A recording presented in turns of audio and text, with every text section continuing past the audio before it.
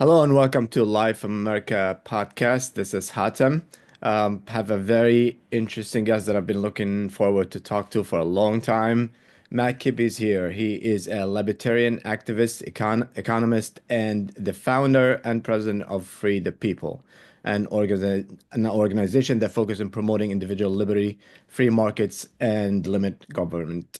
He was a senior advisor for Rand Paul presidential super PAC 2016, and he's here now. Welcome. Finally, Hey. Matt, we get to meet and talk. Yeah, this is because of my inability to set schedules. This took longer perhaps than you wanted, but I've been looking forward to this conversation.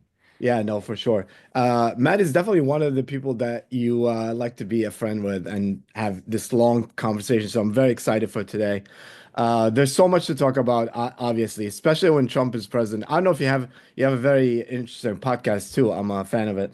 I don't know if you have the same problem when Trump is president, is like you cannot set a topic because you can set a topic today and tomorrow there's something happening that you have to talk about.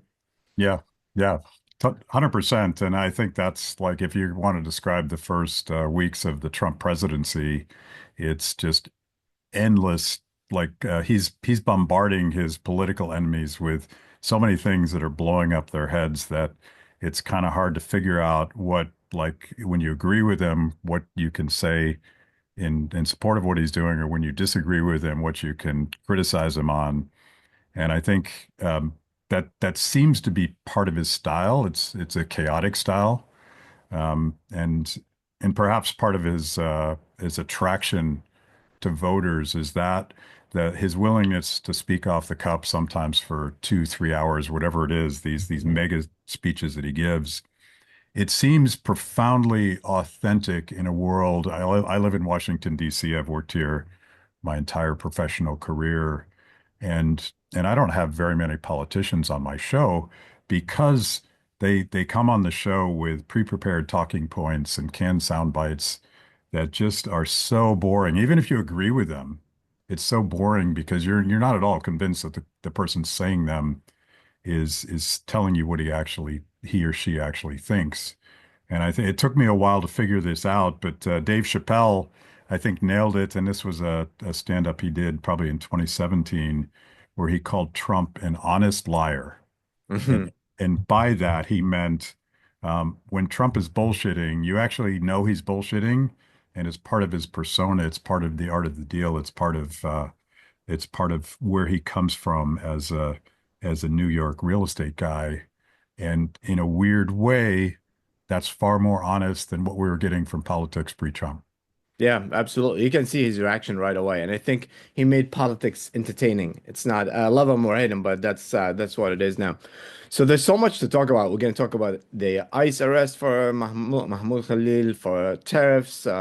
Great that the economics stood for finally somebody can tell us the truth. Canada, Trump's all this. But before this, I want to ask you a few quick questions about you, Free the People, and stuff. So first of all, how did you become a libertarian? How did that start? Like, what was your, were you always libertarian? What was the defining moment that made you know what? Fuck Yeah. this. Yeah, yeah. I think I'm one of those few weird people who was probably born genetically as a libertarian. But my origin story, when I was 13 years old, I discovered this band called Rush, progressive heavy metal rock band, and I bought this album by Rush called 2112 that is dedicated to the genius of Ayn Rand. And Hmm. I'm 13 years old, and I'm like, who's this dude, Ayn Rand? And I'm old enough that you couldn't Google that. And I found her short little novel called Anthem, and I read it and I devoured it. It's this dystopian novel about this authoritarian world where you're not allowed to speak in the first person. You can't say the word I. You have to speak about we. And that just it fascinated me, and I devoured it. And I eventually found her other novels, starting with The Fountainhead. And eventually, she says in one of her nonfiction books, go read The Austrian Economist. So I got into Austrian economics when I was a teenager. It's a horrible way to meet girls. I just warn young men, anybody watching this, don't do that, because that's not a great way to meet anybody interesting. But I got into that, and then I went to college and graduate school to study Austrian economics, which is closely affiliated with libertarian philosophy and spontaneous order, and the way that markets allow people to cooperate and create beautiful things together. So it was always that, and I went to graduate school at George Mason University, and if you're an economist in right outside the Beltway in Washington, D.C., you're going to get drawn into it. So I ended up, for better or worse, working at the Republican National Committee and the U.S. Chamber of Commerce. I worked on Capitol Hill, and eventually I got into advocacy and was a grassroots organizer very closely associated with the Tea Party movement. So that's how I got there. It's I've probably spent too much time in Washington, D.C., so you should be skeptical about anything I say because I'm probably a little bit brain rotted. So, well, anybody that spends so much time in DC, I feel like they're CIA at some point. Right. Yeah. I Um, may be a Fed. You don't know. yeah, yeah, that too. So what is libertarian? Like for people that don't understand what libertarian is, and so if you can, and what is the most, the number one or top three misconceptions about being libertarian? Because at some point, people think like, oh, libertarian, he's crazy, just like he want everything done. So what is Yeah. exactly being libertarian, and what is the most misconception about that? So I love the question. I've written a book that it tries to explain libertarianism in a tweet, and it's don't hurt people and don't take their stuff. And the longer version of that is you should be free to live your life and pursue your dreams and your talents and find ways to cooperate with your neighbors. And the only rules are don't hurt people or don't take their stuff. And there's a lot of rules implied in that, like you should keep your promises, which gets into contracts and all that sort of thing.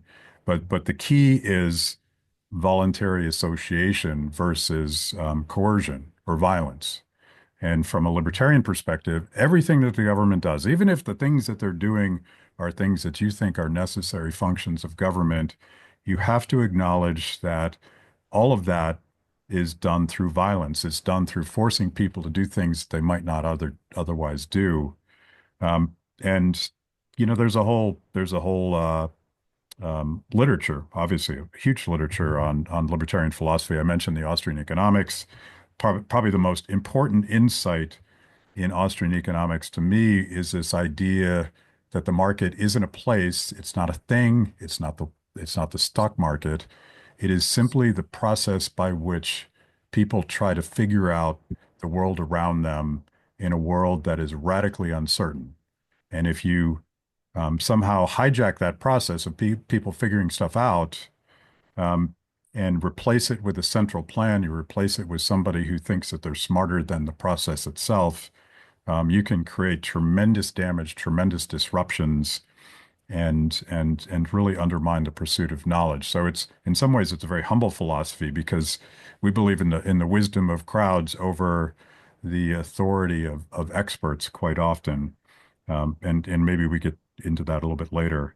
And if the biggest misconception, and I spent a lot of time not only talking about this, but a lot of the films we produce and a lot of the stories that we tell at Free the People are designed to puncture this myth that to be a libertarian, you have to be this caricature of a rugged individualist. And I mentioned Ayn Rand, and she leans into that caricature sometimes. I think sometimes unfairly she's characterized that way. But to me, the power of individualism is what can be done when more than one individual decides to cooperate. Hmm. And and I had a professor at George Mason, a guy named Don Lavoie, who talked about a greater social intelligence. Now that maybe that sounds a little Marxist, but it's not. It's the opposite of that. It's about the power of community and the power of the things we might do together. But in order to truly cooperate, you can't be coerced. You can't be forced. You can't be taxed. You can't be regulated. You have to have people that are coming together um, purposefully and desire to do that.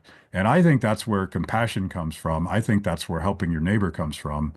When you're forced to do it, when the government's doing it for you, you might just come up with an excuse not to do it yourself because, oh, they got that in Washington, D.C. Hmm. I think that's toxic, and I think it's the opposite of what true neighborliness and community is all about.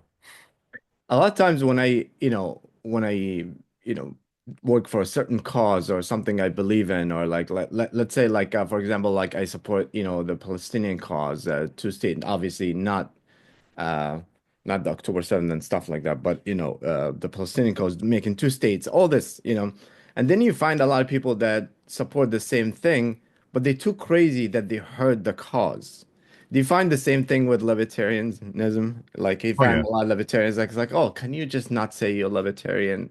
Oh yeah, yeah. There's and part of this, the upside. There's a huge upside to social media, and I would defend the upside. But the downside is you get people that sort of feed on clickbait, and Yeah, this is not unique to libertarians. But sometimes if you say something outrageous, you generate a reward on Twitter with other people who agree with you. But more importantly, like you start an argument, and I think that's a mistake, and that's the opposite of my style, the opposite of Free the People, because we want to speak to an audience that I call liberty curious. And what I mean by that is people that haven't read any of these books, probably never will, would probably don't even know what the word libertarian is. And maybe that's a good thing. But these values, like the values that your mom taught you, don't hurt people, don't take their stuff. Stop yeah. hitting your brother and stop stealing his toys, right? We we all heard that. And that's that common sense wisdom that evolved through people cooperating over generations. There's an Austrian economist named Friedrich Hayek who actually talks about the spontaneous evolution of the rule of law that can quite often be corrupted when governments then sort of formalize and codify it. But we learned about the ways that we can peacefully cooperate by figuring it out for ourselves. And those are the rules that your mom taught you. And to me, that's the core values of libertarianism. And I happen to be wearing, I didn't do this on purpose, but I'm wearing one of my Don't Hurt People and Don't Take Their Stuff t-shirts. Ah, nice. And I can wear this anywhere. I've worn this at Black Lives Matter rallies. I've worn this, obviously, it's very popular with libertarians. I can wear it at the mall. I can wear it anywhere. And people love it because no matter what their political affiliation is, this idea that is the basis of voluntary cooperation is really the basis of America. This is something that resonates with almost everybody, except for, I assume some small percentage of our population are psychopaths and we can't get them. Do you feel like, libertarianism, like, because a lot of time when people say like, I'm a libertarian, like, I don't want the government to do this. I don't want, it's an idea, like it's a great idea, but is it realistic? Because we all know people and people are crazy. And you see social media, you give somebody power, not even power, you give somebody, I would say over 10 followers, and they think they have an opinion. Right, They think right. they're like, okay, you know what? My followers need to know what I feel about this, you know. Yeah, yeah. So, and their followers probably like having them at pots. But anyway, so it looks like it sounds like a great idea, but you come to stuff like where you want people organized stuff and you want the government to have less involvement. Why, in reality, how do you feel like something like let's say when the pandemic happened, regardless, whatever the policy is, but everybody need to be in the same page. Not you're never gonna have everybody in the same, but you need a leader. You need somebody to organize it. Like I take it like as a war. Like the first war that was won was when armies start to be organized, start to have stuff like this. So how do you say say libertarian lacking this, or do you have something that people don't understand? So I call this process I'm talking about where people figure out. So we live in this, I don't think people fully appreciate this sometimes. We live in a radically uncertain world. Yeah. We have some sort of expectation about what's going to happen tomorrow based in large part on what happened in the past. And we have a lot of habits that are not even conscious. And that's how we get through the day because we know the sun is going to rise and we know certain things are going to happen. But other than that, you need to appreciate that your ability to predict the future is fundamentally flawed. And that's why it's important not to centralize decision making. And you mentioned COVID, and this is something that I've been pretty obsessed about since the first day of lockdowns in March of 2020.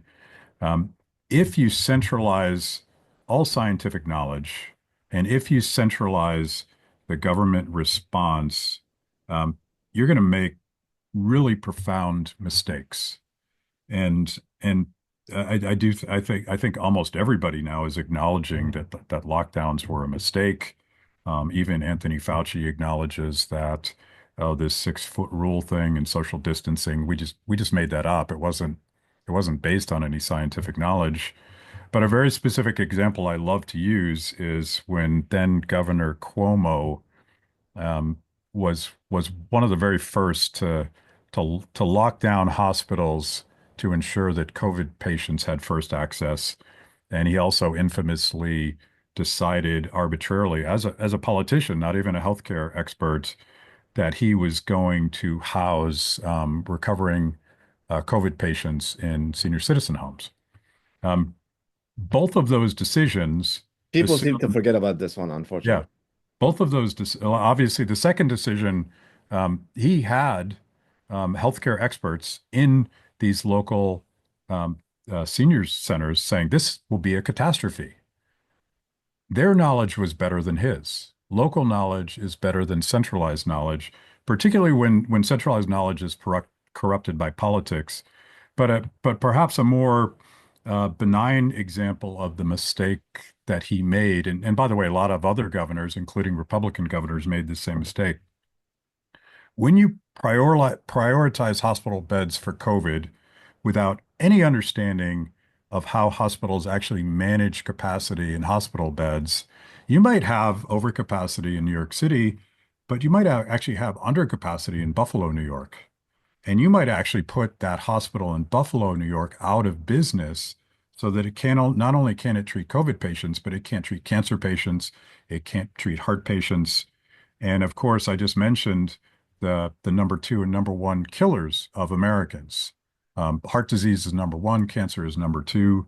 And we now know, as would have been predicted at the time, that prioritizing one health threat at the expense of these other more important health threats is going to get people killed. So people forewent cancer screenings, they forewent cancer treatment, they forewent treatment for heart issues, and a lot of people died. And now we're going to try to sort through the data and see just how many excess deaths were caused not by COVID, but by the government response to COVID. So I'm a big believer in local knowledge, and that is I think that very much played out. I think we could go down this other rabbit hole where Anthony Fauci, who was tapped by Dick Cheney to do this massive bioweapons research project in 2001 that created gain of function research. What he also did was he centralized scientific research. If you wanted an NIH grant or funding from NIAID, where Fauci was technically from, um, you had to do the things that they wanted to do. If you wanted tenure, you needed an NIH grant. If you wanted supplementary funding from other sources, the gold star of uh, research was NIH. So um, they centralized everything, and we don't really have any comprehension of what the scientific community, the medical community didn't do while they were pursuing what I would consider a mad science project of gain of function research and creating bioweapons agents. And I've talked to smart epidemiologists about this who can explain this in more eloquent terms than I can. But it was a disaster because we centralized things in one place in government. Which is politics Yes. more than anything. I interviewed Dr. Sinsha Gupta. If you know her from England, um, I invite everybody to listen to that interview. And I think that the main two things that we knew for sure, at least for me, is one is no one knows anything, Yeah. you know, and two is when shit hit the fan, everybody needs you to be in a team. It's either you're with us or against us. And that's what goes for both sides, you know. Hmm.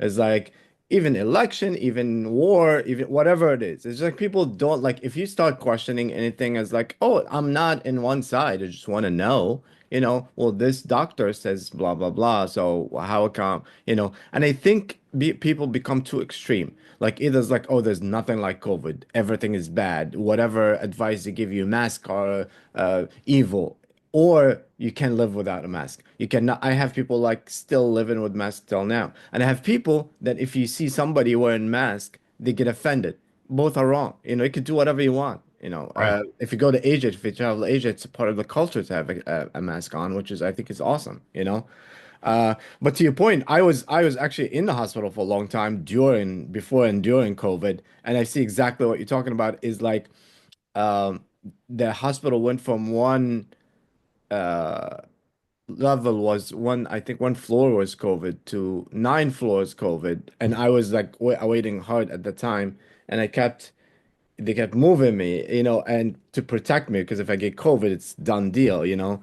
Right. Uh, and people start forgetting about everything else, and it's just like, you know. Uh, but yeah, I think it's very interesting that people try to take teams and how many people don't really know. And this is the thing, it's so true, even with tariff, which we're going to talk about later. It's like you hear 100 experts and they can say the opposite things. It's like so no one knows anything. That's you know the main thing. So I think people need to research everything if they want to know the truth themselves, and don't research what you want to know because you're gonna find somebody support your opinion, but find everything else.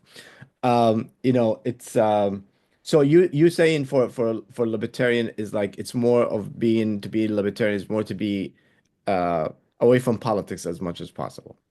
It's a bottom-up philosophy, and you mentioned how I'm putting words in your mouth, but you said it's politics, which means politics corrupts everything Sure. um, that the government does, and we'll get into this when we talk about tariffs and other things. There's always a special interest group that's pushing something against the so-called public interest. And it's just the way it is. Like I mentioned, I went to George Mason University and studied Austrian economics. I also studied something called public choice economics. There's a guy named James Buchanan who won a Nobel Prize for this radical assertion that people in public life, either politicians or bureaucrats, any public servants, are just as self-interested as the rest of us. And that creates all sorts of perversions in the so-called political marketplace. So you think you're electing people to serve your interests. Well, they have their own interests.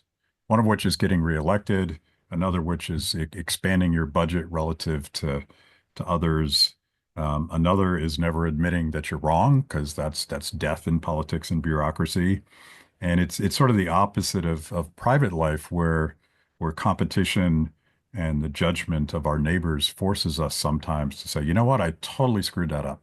Mm, And I apologize, and I'm not going to do that again.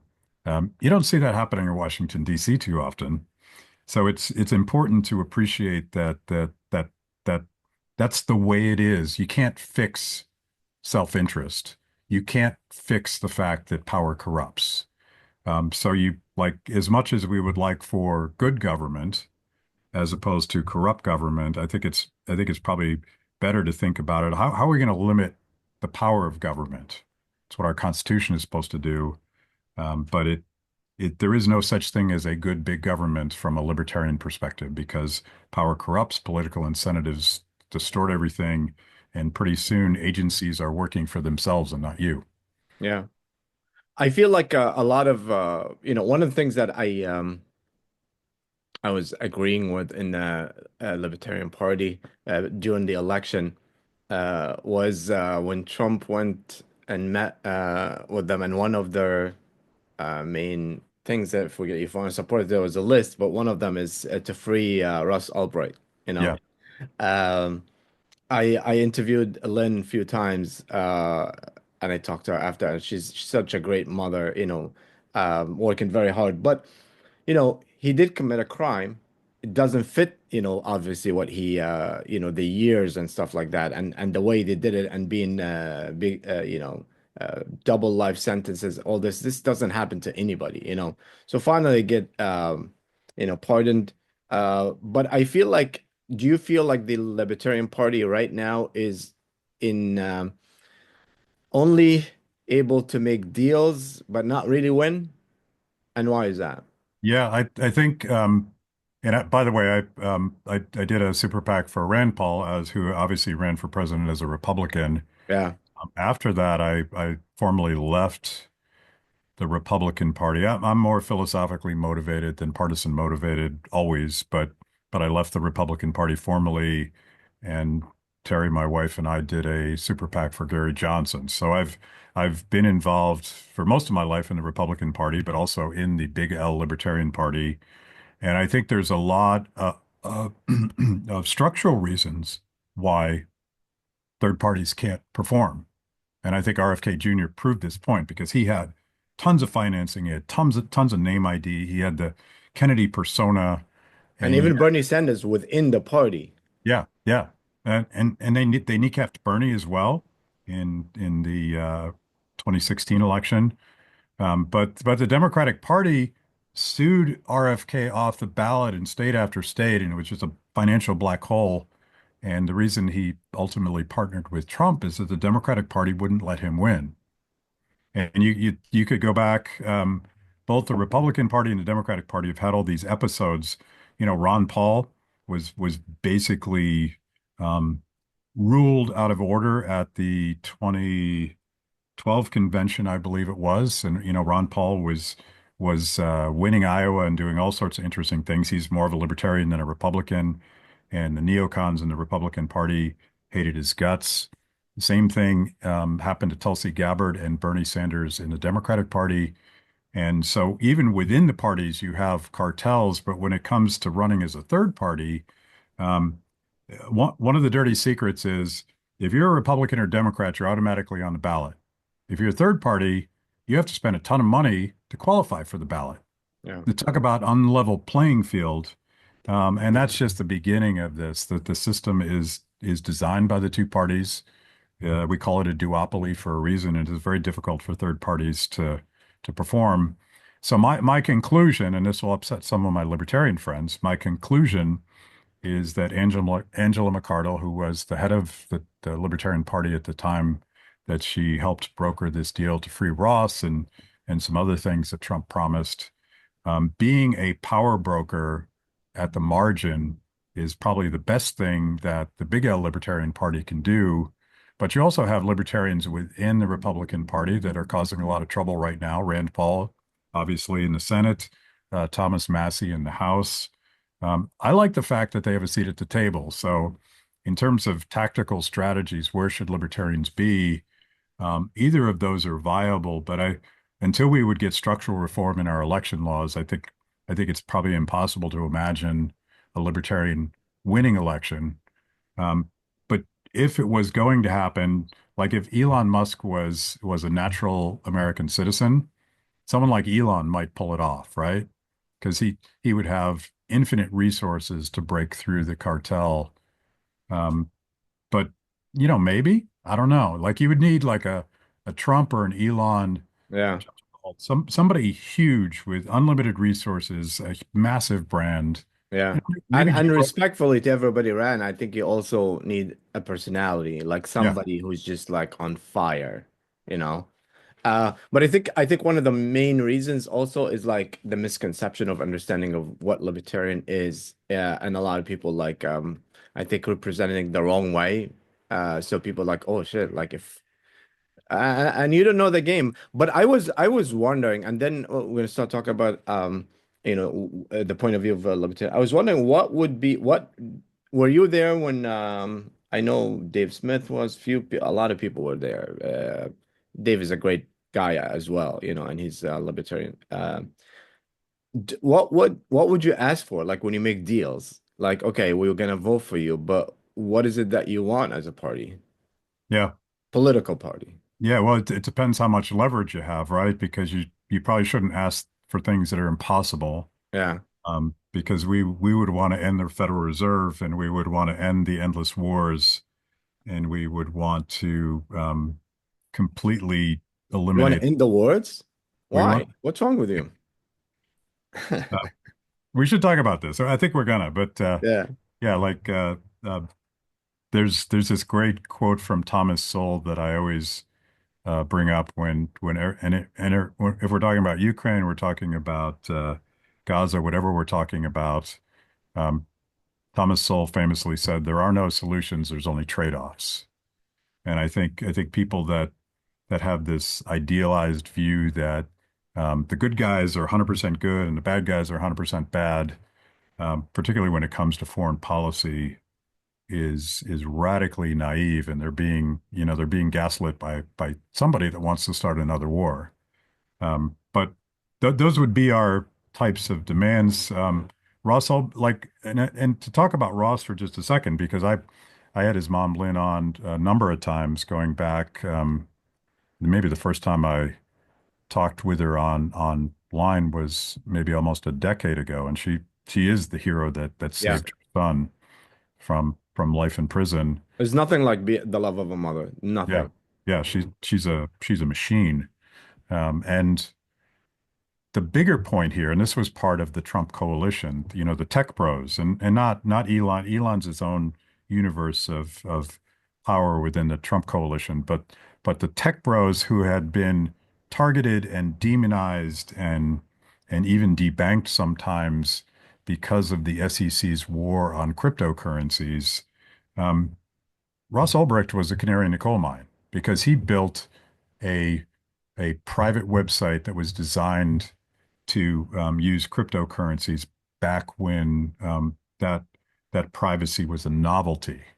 And that's why they did what they did to him. It's not because of the crimes he committed. If he deserved to go to jail, it would be Yeah. honestly for something quite minor, not something major. But they wanted to make an example out of him. And Mark Andreessen has talked about this on Rogan quite recently about how the SEC and the other alphabet agencies targeting crypto investors, they're basically saying, we're not going to let you do this. And it had nothing to do with markets. It had nothing to do with the law. It has everything to do about the ambiguity of the regulation of financial markets, particularly when it comes to crypto. So freeing Ross was bigger than saving Ross's life. It was something that I think the crypto community appreciated because, but for the grace of God, should that SEC under the Biden administration continue, one of them is going to end up not only debanked, but they're going to get accused of some crime that's not a crime at all. It's just ambiguous. Yeah. It's insane, you know. But people commit more crimes than this and they get, less sentences or stuff. Where is the Libertarian Party or value stands with presidential pardons in general? Because I would think that you'll be against it. Oh, interesting.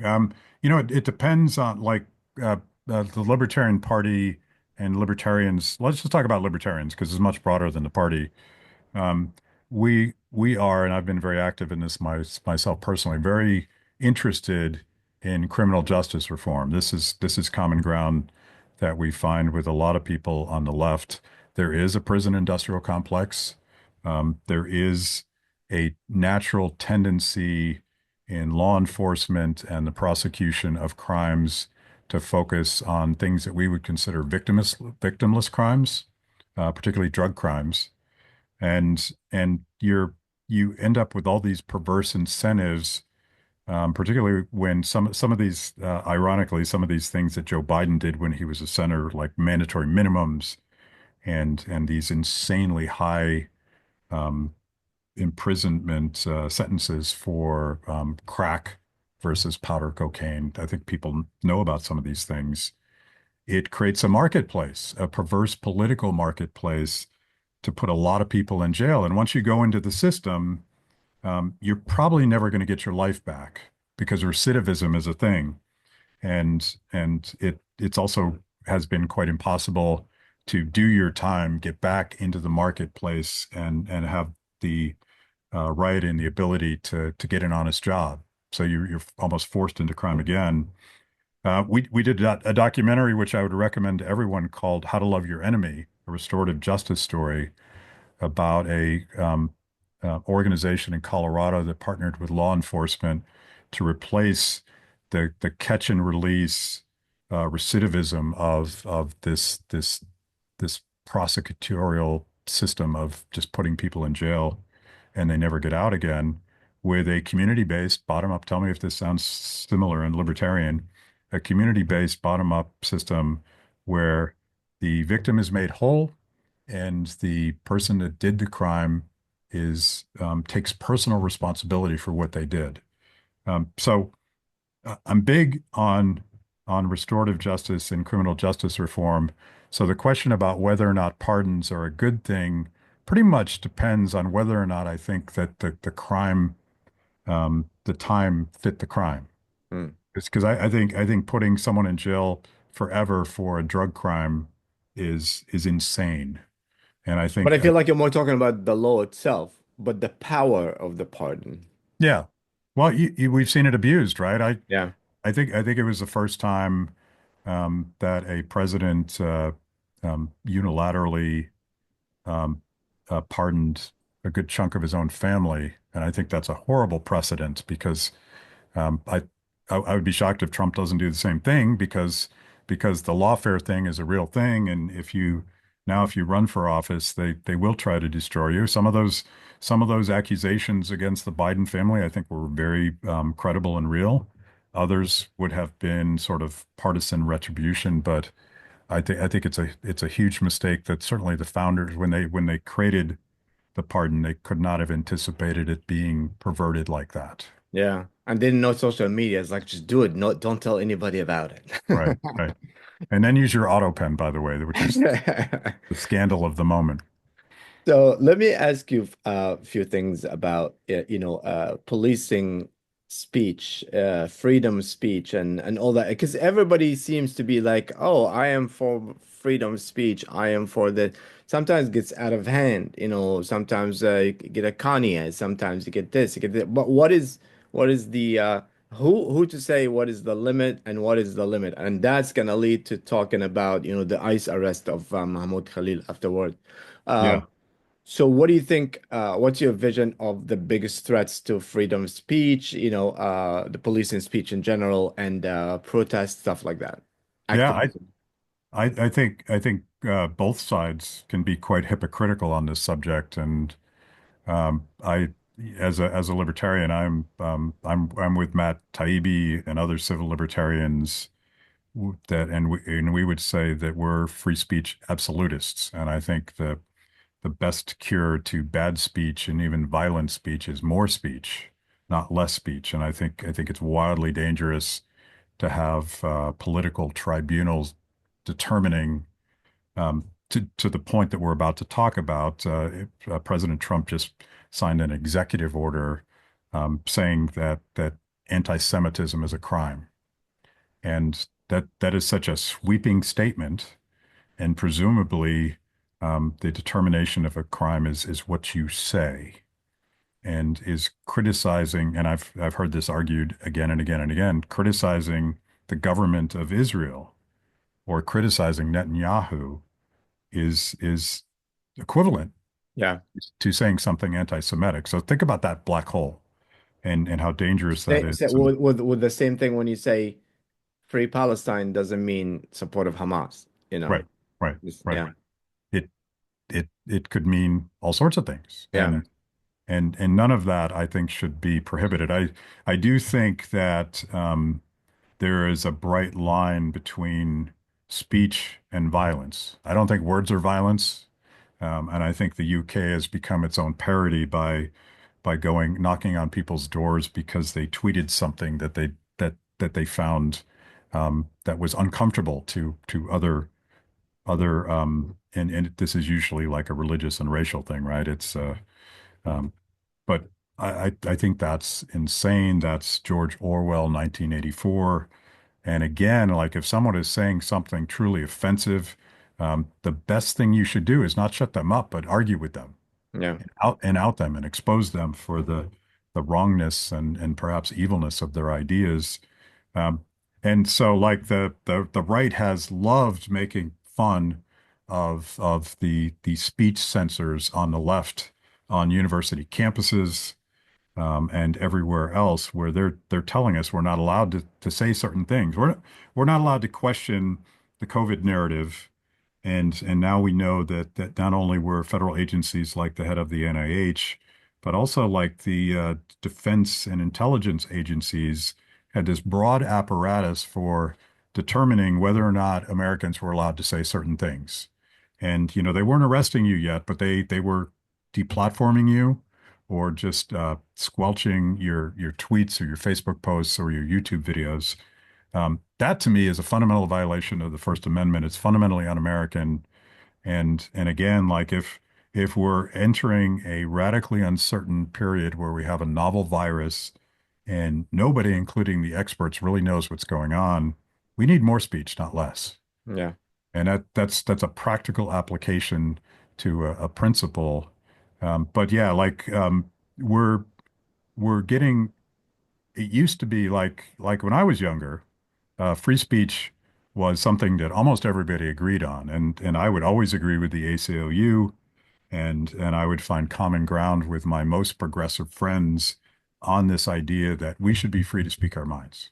And now it seems like the Republicans are saying to the progressives who just did all this speech policing, "Hold my beer.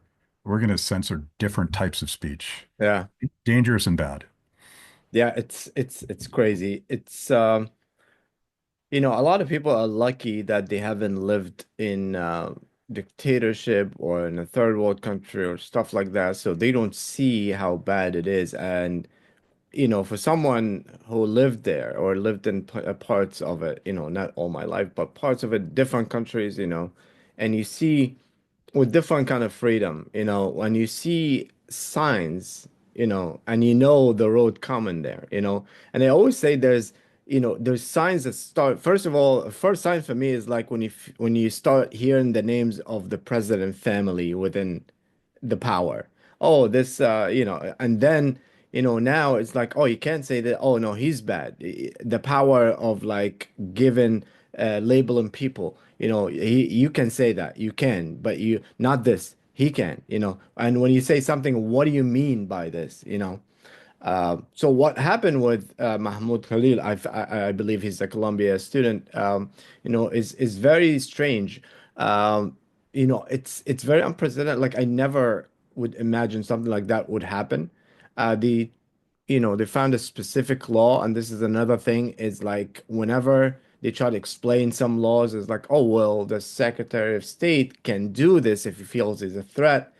They start showing today that there's some flyers with Hamas logo in it. They didn't say that if he was the one that's handled it, or we don't know what's going on, and it's very weird. But to come to somebody, even if he's a green card holder, and say like you cannot do that, we're gonna deport him, we're gonna do this, we're gonna use the power. And to me, also the sense of arrogance when we talk about people that not citizens or not uh, legal or whatever, like we come from a better place, everyone was illegal. If you're lucky that you're born here, that's a different story. But what's your take when you're on the Mahmoud Khalil thing and ICE arrest? And what do you think free the people? Would you make a movie about it? Would you do a sketch about it? What's your Yeah. thoughts on that? So I have to go back. The context for this, I think, goes back much further, but there was incredibly censorious policies that emerged on American university campuses, particularly elite universities. And that all exploded when the presidents, I forget which three universities it were, but it included Harvard and Yale, and I forget the third one.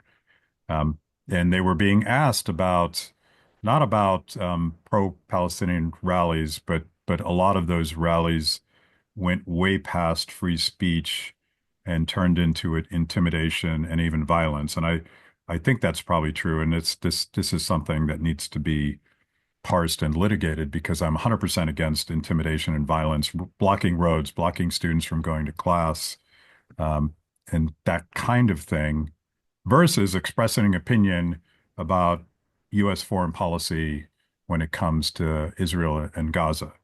If we can't do that, we're not America anymore. Um, so you had these university presidents not being able to denounce the actual violence that was happening on university campuses because they had tied themselves up in this knot and painted themselves in a corner about the speech policing because they weren't allowing peaceful protests or even speeches for the types of people that would be outside of their sort of progressive group speak sort of mindset. So then Trump comes along with this executive order, and it's a reaction to a lot of the stupid things that were happening on campuses. But my instinct, there's a group called FIRE. I don't know if you've ever run across them, but they're the organization that polices speech on campus. Yeah. No, And I interviewed a few of them actually. and they're quite skeptical about what the State Department is doing to this guy. I think, and there'll obviously be First Amendment challenges to this thing. I think it's the crux of it is obviously that maybe the State Department has the right to do this. Yeah. I don't know the law, um, but for me, I would judge it based on whether or not he was actively participating in or fomenting violence, or was he peacefully protesting? And to me, that's an important line in the sand. But the whole thing of now we're going to defund American universities that don't embrace the conservative version of speech policing, I think that's dangerously close to violating, if not the letter of the First Amendment, the spirit of it. And I'm someone that doesn't think that the government should be sending any money to these universities. But if we're leveraging the power of government money and government contracts and wink, wink, the regulatory process that could put you out of business, that is a violation of the First Amendment and very un-American. Yeah, I agree with you. I think, you have to secure obviously the students from violence or intimidation. The Jewish students should not be uh, intimidated or threatened or anything like that, but also the free speech of expressing, themselves and protesting against wars and thousands of women and children dying, and men, by the way. I don't know why people just say women and children, but Yeah, yeah. you know, People. we count too, damn it. Yeah, So, uh, I think the problem is if you start to find, it's kind of like Ross Ulbricht thing, is like if you have a problem with someone and you're gonna find a law, you will find it, that allows you to do something to that person under certain, because there is a law that, the State Department can deport anyone if they feel that he's a threat. So if Marco Rubio say, hey, he's a threat, okay, he's a threat then, But the power of having that law against a specific person, because you don't agree with what they say. If he, like, I don't know the extent of exact, I don't think anybody knows, but I don't know why we don't know till now. Like if there is something, tell us. But just the fact that his number one crime is he said something, that's a problem. But if he did something, that's a different story, yeah, yeah, Um, but yeah, I'm worried about this because a lot of people are gonna be intimidated now, standing for the right thing, and some people are gonna take it to the extreme now. Now they're gonna forget about the cause itself and they're gonna start talking about, oh, we need to protect freedom of speech, other than the actual issues, So. I don't know. It's we live in a crazy world. I agree with you that money is power, and funding schools give them you can control what they do and what they say. I mean the governor of New York recently asked the Sunni, I think, to take a posting of Palestinian studies professor. It's crazy. yeah, It's like yeah, it's the exact. I would have the exact same problem if somebody says like you cannot teach the Holocaust anymore. It's like, what are you doing? It's just like you cannot say. Um, it's crazy. Are you worried about the freedom of speech in the next few years? yeah. Because Very much so. And obviously the very much repeat that. You froze for a second. no, and I it's like, are you worried about freedom of speech being, with your organization, free the people, Yeah, yeah. Uh, Is that at any level like gonna affect your content or is gonna make it stronger? No, it's funny because in some like I was saying earlier, we don't do clickbait, we don't do rage bait, and we try to generally have very thoughtful, sober takes on all the issues we tackle, even though we tackle some very controversial issues. So, but in the last 5 years, we've done a lot on lockdowns and COVID, and definitely had a lot of suppression. But there were a few videos actually taken down by YouTube, that sort of thing. So soft censorship. I mean, we didn't get debanked and we didn't get fully deplatformed, but it was a very real thing. And I think, I for one am quite enthusiastic about what's going on with X and Elon Musk because whatever limits there are on X, it's less censorious. Um, but ultimately, you're still dependent on centralized systems to allow you to speak your mind. Um, And one man. yeah, but but Elon Musk, Mark Zuckerberg, Jeff Bezos. These guys have megaphones. To me, the more fundamental problem was not that Mark Zuckerberg might want to censor my Facebook posts, which he definitely has done, or his people have done, but that he is doing the bidding of a bunch of gray-suited Soviets sitting at Homeland Security and the FBI, maybe the CIA, maybe the Department of Defense, saying, "We don't like that person saying this thing." That Yeah. sounds that sounds super authoritarian to me. So we gotta work our way through this. Going back to Ross Ulbricht, ultimately the solution is going to be a blockchain-based social media platform that is in fact free speech because nobody does control it from the top down. I think that's precisely why they wanted to go after Ross Ulbricht. They've gone after other blockchain-based social media platforms. Again, the SEC is doing this, and I think that's going to change now.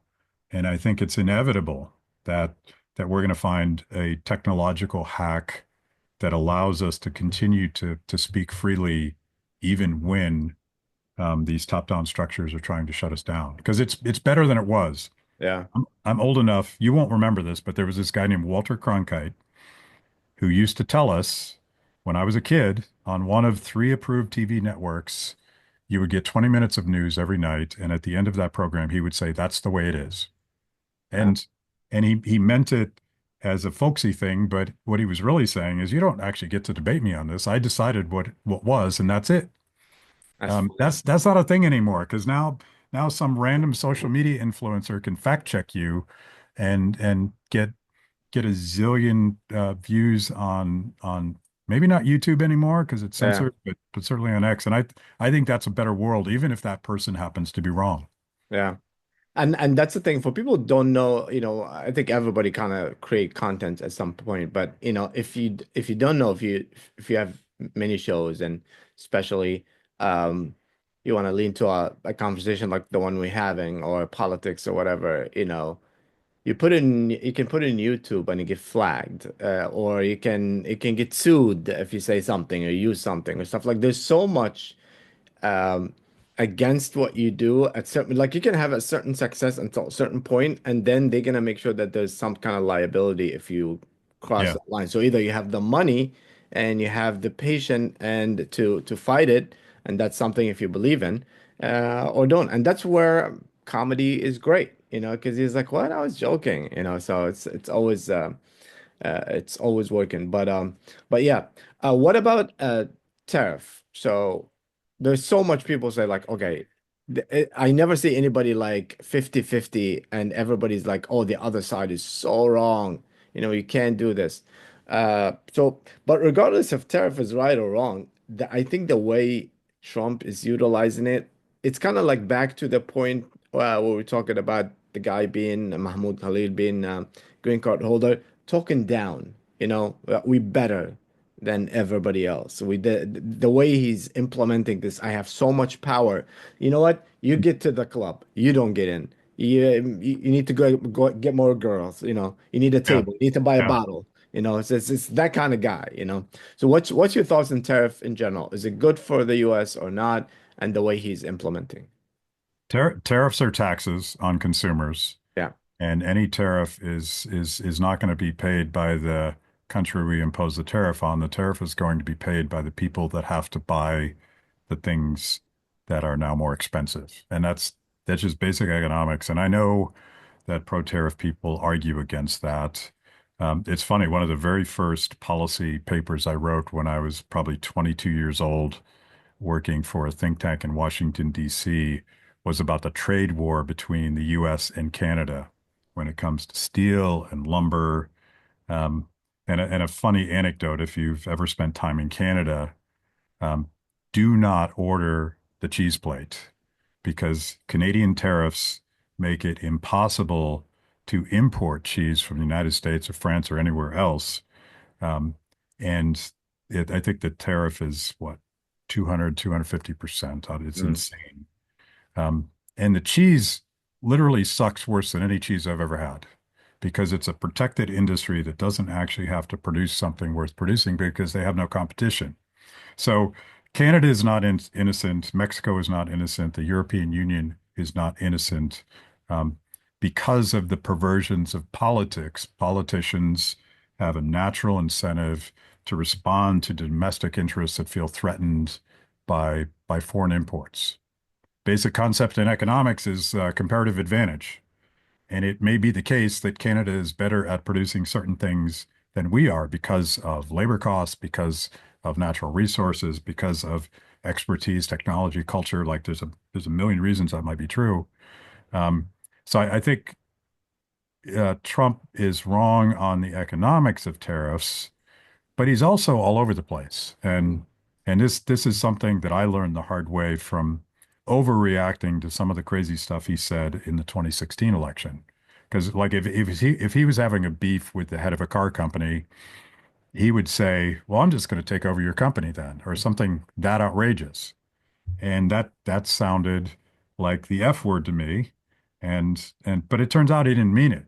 He's doing the art of the deal and he's negotiating and he has threatened to impose and pulled back tariffs a number of times, both with Canada and Mexico and the EU as well. Um, the the problem is everyone's guilty. The bigger problem is that politics allows for trade wars to escalate. And even though it's not in Canada's interest, they just escalated their trade war against the United States. Trump will most likely say, hold my beer. And it is factually true that trade wars destroy economies, or damage economies. Um, an old paper that I wrote um, a long, long time ago, that the thing that destroyed Herbert Hoover was was not the stock market crash. It was these massive tariffs called Smoot-Hawley that isolated the American economy at its weakest point and went from a recession and a market collapse into what became the Great Depression. Um, so Trump is playing with fire here, and he doesn't have 4 years to do this. He has 2 years because the midterm elections always, almost always punish the party in power. Yeah. And if the economy is sucking because of a trade war or something else, and I should point out that Trump inherited quite a mess with inflation and everything else. But if he actually gets into a trade war, he's going to undermine his own presidency and undermine his own party, and he will not have the second 2 years of his presidency to do any of the other things he wants to do in his agenda. Yeah. I feel like you said Canada, they're responding is not to their best interest, but this is what I meant earlier, is like it's the way we do stuff. It's insulting. So they have to, so now it's political respond to economic problem because they cannot be bullied. They cannot be looked at like certain ways. So they gotta be like, hey, that we have to do it to the Right. last breath. And because the thing with the art of the deal now, everybody's I understand the first two times, even when he said like we're gonna buy Gaza, and then he's like we're gonna take over Gaza. It's just like, I was just gonna throw something crazy. This is the art of the deal. It reminds me of, when somebody you're in sport and somebody do a plan and like he's a genius coach or manager and he does something that's so crazy that people's like, oh no, no, no, it's genius. You just don't see it yet. I think he's overusing it and people are giving him a lot of benefit of the doubt, like everything now is, oh, it's out of the deal. Just thinking outside the box, he's doing this. Uh, but I think with the economy, the major two things is like one, you want the goods to be cheaper for the people. And two, you want things to be made in America so you have more jobs.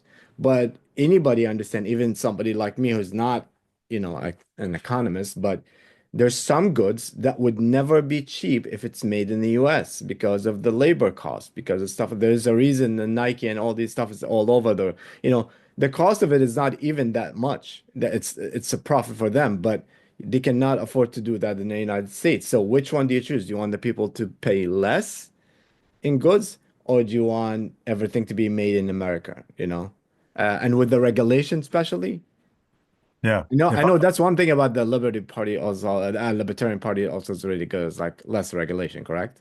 Well, that's the like our answer to like if you're an America First politician and you want to see the return to the production of more stuff, the industrial base, you want it to recover in the US, think about the insane levels at the local, state, and federal level of the regulations that we impose on these industries, because one of the main reasons that companies outsource production, maybe the first is labor cost, but I suspect the first is actually regulatory cost.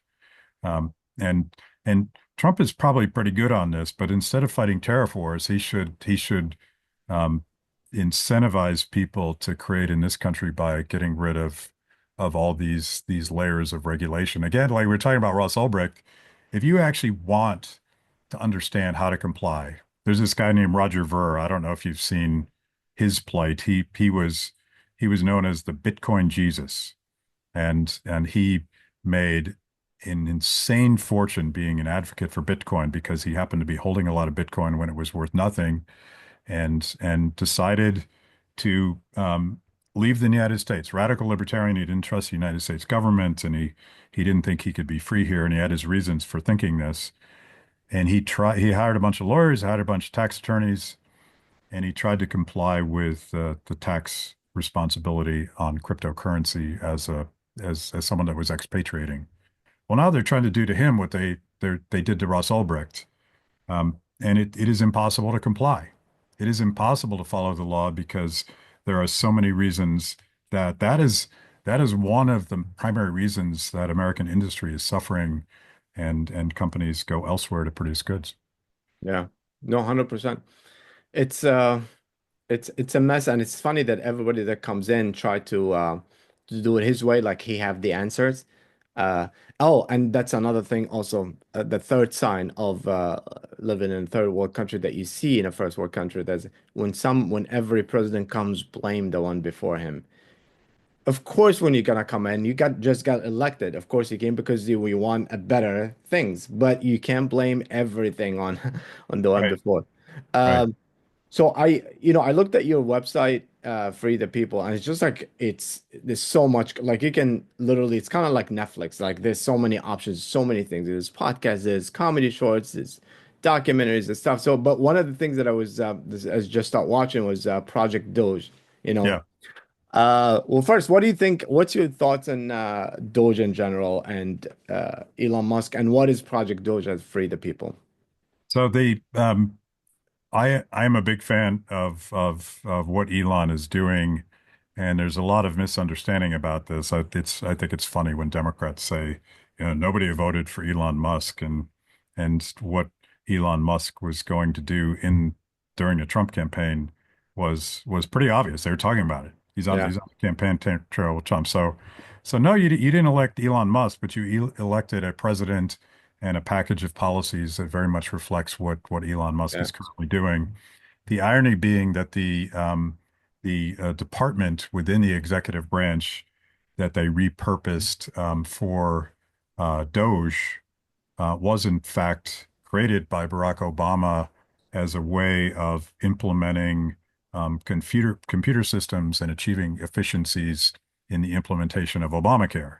So There's no question that this is legal and appropriate. It's an appropriate function of the executive branch to try to root out waste, fraud, and corruption. And there was a time, even with the politically sensitive programs like Social Security and Medicaid, I just watched an old video of Nancy Pelosi in 2010 saying we absolutely need to weed out duplication, fraud, and corruption for Medicare.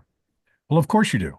Why wouldn't you? Like, this is shocking that this is somehow controversial. And I, as someone that very much believes that we do need to do entitlement reform, these programs are unsustainable, and frankly, they're if you're trying to achieve retirement security, you're trying to achieve affordable health care, Medicaid, Social Security, Medicare are disastrous programs for the stated goals that they're trying to achieve. But wouldn't you want to weed out people that are bilking the system? All these, there's a lot of dead people in the system. And by the way, that money's not going to a dead person. It's going to somebody else. Maybe it's a relative, maybe it's somebody else. So yes, and he's brought in all his tech bros to look at data systems. And I bet you when all is said and done, we will discover that virtually every data system in the US government was vulnerable to attack, not protecting anybody's privacy, and comically outdated, probably Soviet area technology, right? So if you believe in good government, why wouldn't you do this? The thing that we're trying to do is not move the Overton window, but expand the Overton window so that Project DOGE and the Trump administration thinks even bigger. Because I do think we need to look at the military industrial complex. I think we need to look at the surveillance state. I think we need to look at the Department of Education, which has been a disaster for kids. Everyone thinks the Department of Education has always been around, and this is the means by which local schools get the funds to run our schools. The opposite is true. It's a relatively new program created by Jimmy Carter, and it is about funding what I call the education industrial complex. It's all administrators and bureaucracies and politically correct programs and regulations that are imposed on state and local education systems. Um, it would make a lot of sense to uproot that thing entirely, and any money that's actually going to local schools, go block grant it to state and local schools. Um, but these are in Washington, these are very radical ideas. So we wanted to make sure that it wasn't just about eliminating. Senator Rand Paul does this Festivus report every year, and he finds the most stupid projects. I think it's an NIH project that was giving cocaine to birds to see if they had more sex. Mm. Our government was actually doing that. I think we should eliminate that, but that's small potatoes. Yeah. I, So let me give you two counterpoints quickly, and then you tell me what you think. And so one is, I think if you look at anything, I think if you look at this podcast right here, and you'll find corruption and you find ways to save money. You know, I think any place you're gonna look at, you're gonna find that. My only problem is like where he's starting with, you know? Like I think there's other ways. Like I think you can start with the Department of Defense. You can start with Congress. You can start with there's so much corruption and money wasted in Congress, just for the flights. That's just for the so why don't you start with that, versus start with things that hurt? Because I know there's a lot of corruption, like say Social Security, but I know personally a lot of people that were affected that, very vulnerable, and it's hard for them to fight it. So that's my only thing with that. So that's the first one. And the second one is like with USAID, and I heard somebody, I don't remember who said it. I can't give him credit because I don't remember, but that was a great point. Is like if Elon Musk, let's say he was in charge of DOGE in the Israeli government, and he looked at this company, is like, why are we making pagers? This is stupid. Who uses pagers? I'll cut it off. But it turns out to be a brilliant, operation. You don't know, you don't have all the information. I don't think that there was a play Sesame Street in Iraq. I definitely think there's something going on there, like a payoff. Somebody's. You have to understand stuff like that. So these two, so that can jeopardize the security actually of the United States because there are certain things they can do. Yeah.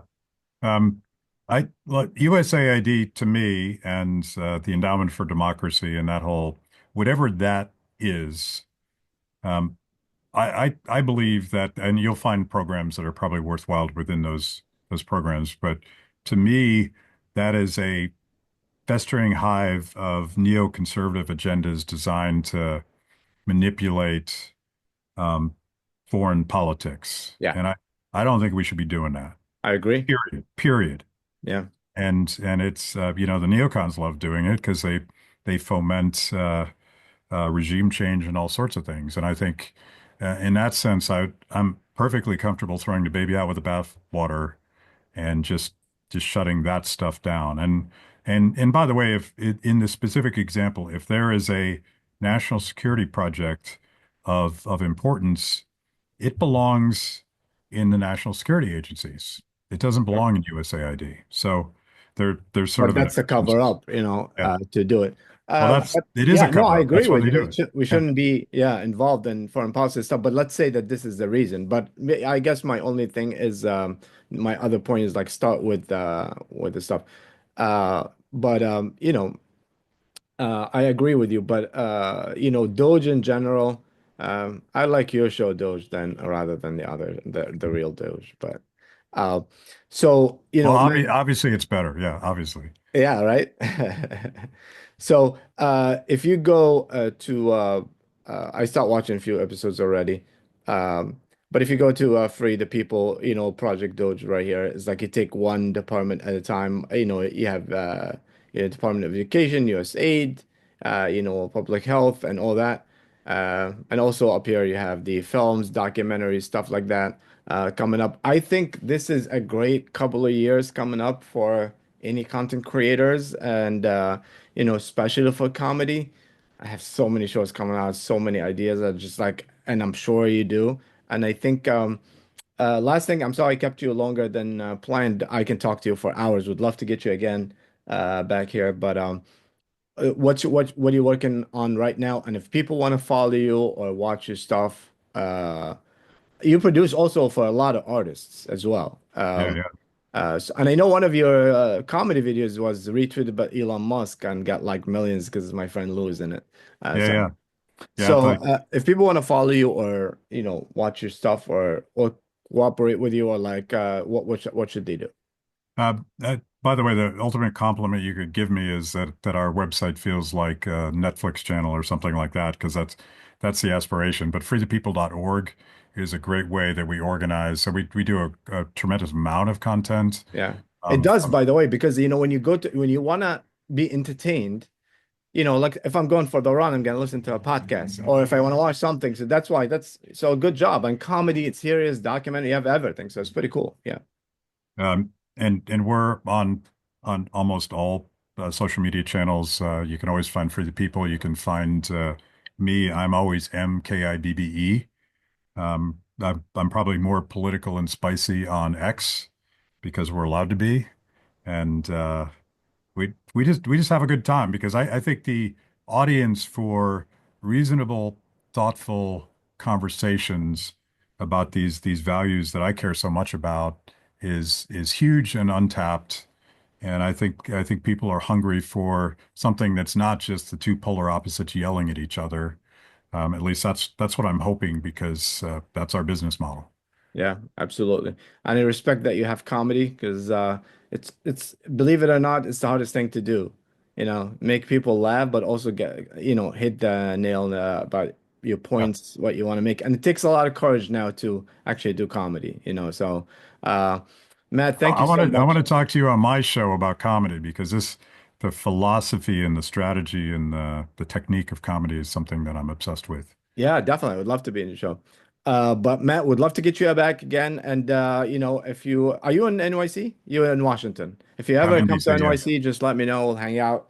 we'll go to one of the shows. But Matt, thank you so much. I'll leave a link to Free the People in the description of this episode, and would love to get you again. Thank you so much, man.